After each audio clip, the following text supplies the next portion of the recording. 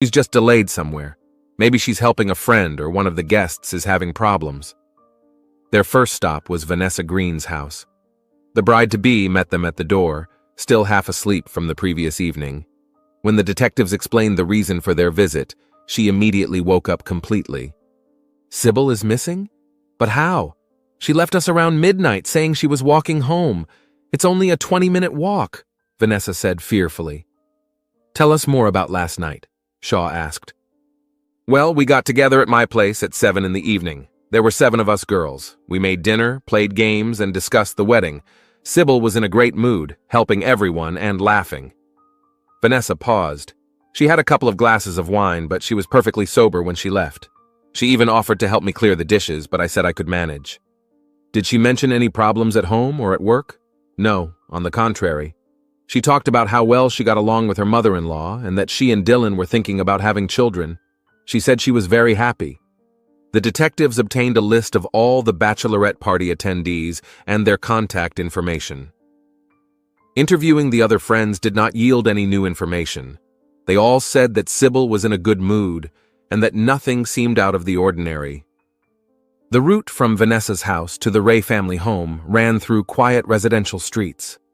The detectives drove along it, stopping at every house where the lights were on or there were signs of nighttime activity.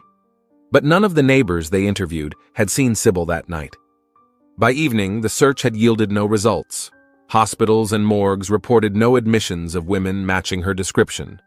Sybil's cell phone was still unavailable, and attempts to track it showed that the last signal was received around midnight from a cell tower serving the area around Vanessa's house. The detectives returned to Ray's house to report on the investigation. Dylan met them at the door with hope in his eyes, but when he saw their faces, he knew there was no good news. We interviewed all the bachelorette party guests and residents in the area, Callista reported. Your wife did leave Vanessa's house around midnight and headed home. After that, her trail goes cold.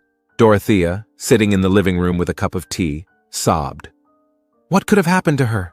She's so careful. She never talks to strangers on the street. We're continuing the search, Shaw assured her. Tomorrow morning we'll bring in additional resources and check the surveillance cameras in the area. So far, we haven't found any signs of violence or coercion. Dylan hugged his mother, and both looked confused and frightened. There was nothing suspicious about their behavior, only genuine concern for their loved one. As they left the house, the detectives exchanged opinions. So far, it looked like an accident or a random crime.